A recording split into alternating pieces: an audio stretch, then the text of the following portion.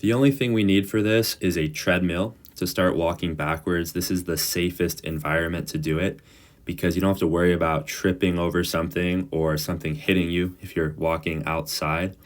So you can just turn the treadmill on and start a casual walk backwards. If this is the first time you've ever done this in like a structured way, I would just start at a nice comfortable speed, keeping the treadmill at a flat position here. So as you can notice, I'm just working one side to the other and moving my body backwards. Everyone that can walk forwards should be able to do this just fine.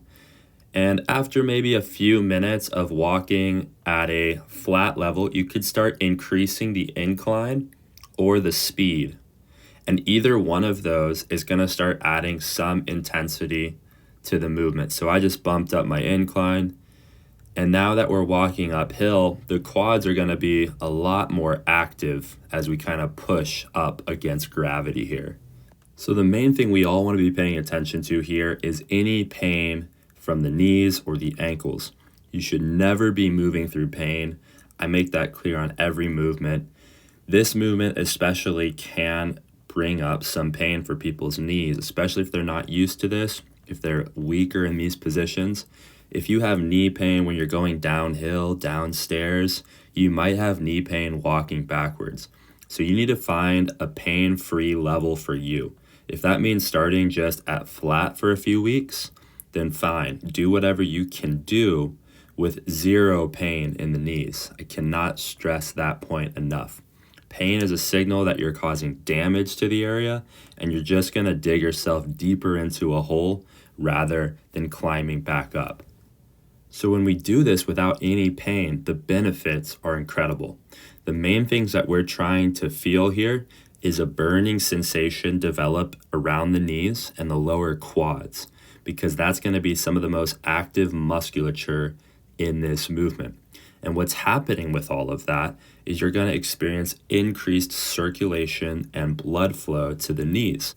When we get this type of circulation, essentially what's happening is we're sending signals to this area to put down valuable resources to restructure the tissue that may be weakened or damaged. What's accompanying this circulation is also some biomechanical load to the area. So we are loading the knee joint in a relatively stressful position for the joint. When the knee does go over the toe, it experiences more load. Now we're using that pain scale that I talked about and just feeling in the body to make sure that we're not putting too much load or stress on the knees, but just enough to stimulate that connective tissue to get a little bit stronger for us in a given session. If you do this session, your body is going to recover from it. It's going to lay down valuable resources to that area to start restructuring the joint. And then you're going to come back a little bit stronger if you can properly recover from that. And then the next time you do it, you might feel like you can put a little bit more load on there and a little bit more load. This is the exact same principles that progressive overload takes in the body.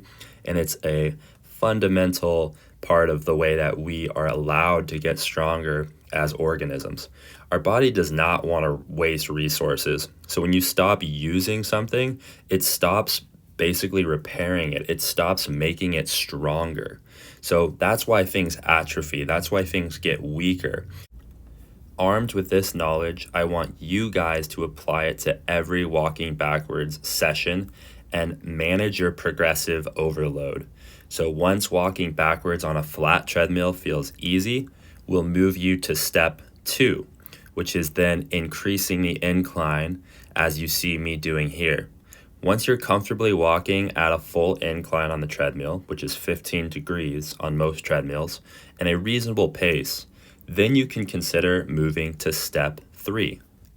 In step 3, we're still going to use the treadmill, but we're just going to keep the treadmill turned off. I like to put a cushion between my lower back and the treadmill, and then that's where we should have it basically fixed, is like on those upper hips, lower back area. And then you're just going to start to drive the legs against the conveyor belt, pushing and extending the knee with each drive. So if you watch my knees, it's the same pattern that we would see in the knees walking backwards, but now we're pushing against substantially greater resistances that the treadmill is now providing. So if this is the first time doing this, I would just start with whatever you can get done. I've worked up to doing this for 10 minutes straight, although that can be a very tough challenge for someone just getting into this.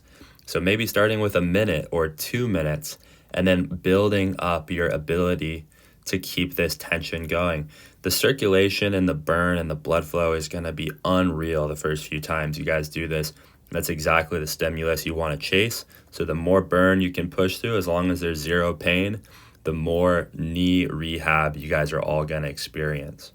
Another variation is running backwards. So here I'm going to set the treadmill up on an incline, and I'm actually moving at a pretty good clip, but I'm super warmed up for this at this point. I had already been going for 20 minutes forwards and backwards.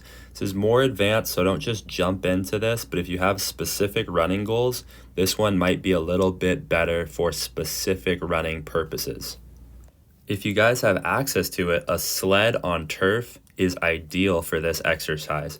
You can create amazing loads to move against, and you can follow a really nice progressive overload program. You could start with 10 pounds, you could move that up to 20 pounds when it's easy, and so on and so forth, until you're moving 250 pounds on the sled like you see me doing here.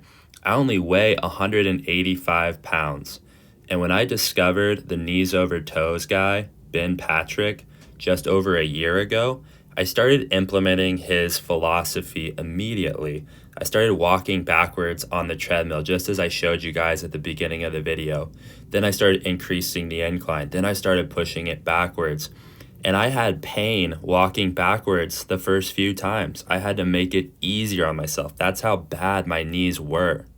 But now I'm pulling this sled with 250 pounds pain-free. I'm running backwards uphill. I'm back to trail running all the time, jumping, and my knees feel better than ever.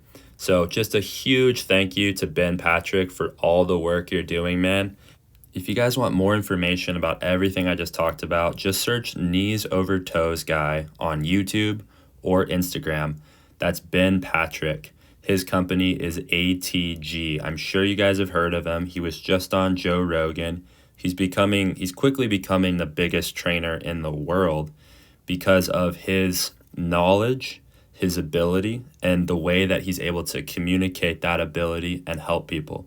And you can tell this guy only wants to help people. All of his information is free online.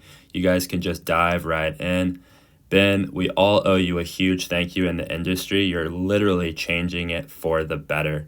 So thank you so much for all the hard work that you're doing, man. You inspired me, and you've certainly changed my life in a very, very positive way.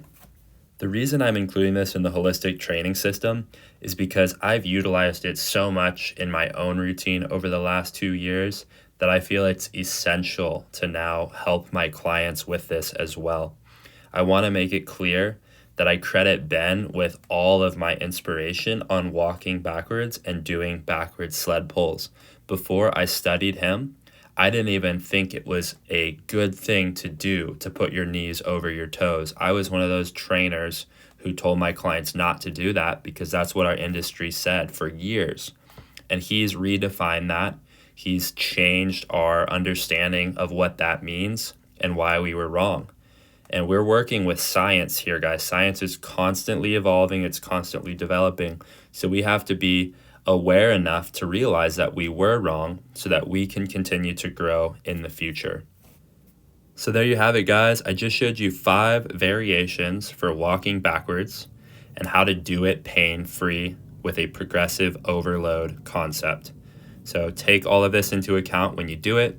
You can do this very frequently. You can do it every day if you want to. I've been trying to do it at least 3 to 4 times a week, and I find that that works really well for me and my goals. So whatever way you can fit this into your routine, start doing it, and the benefits will speak for themselves.